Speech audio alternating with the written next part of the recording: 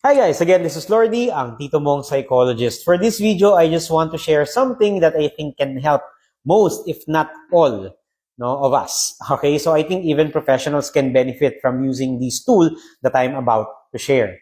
This tool is actually prepared by Dr. Season, Iris Season, a psychiatrist, together with her team to help people who are in need of guidance in terms of facing their day-to-day problems. Although I just have to make it clear that these materials should not be considered as a substitute for a professional service or a psychotherapeutic service from a mental health professional.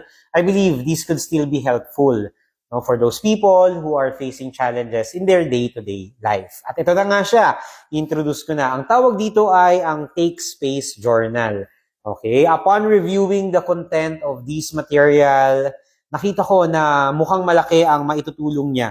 Hindi lang para sa mga tao nakakaranas ng diagnosable mental health condition, but even for people who are experiencing day-to-day challenges.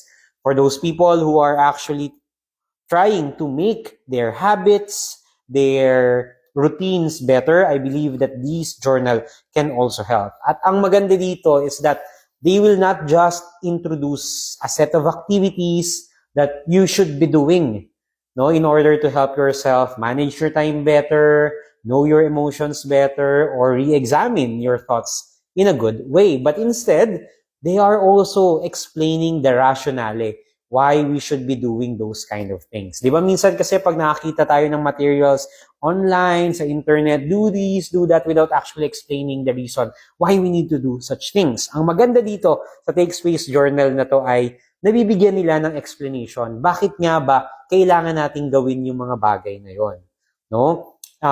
Again, it's a good start for you to work on helping yourself. But if ever you would be experiencing difficulty, confusion, or if ever some of the signs and symptoms of that you are experiencing still persists, it is still recommended to seek for professional help.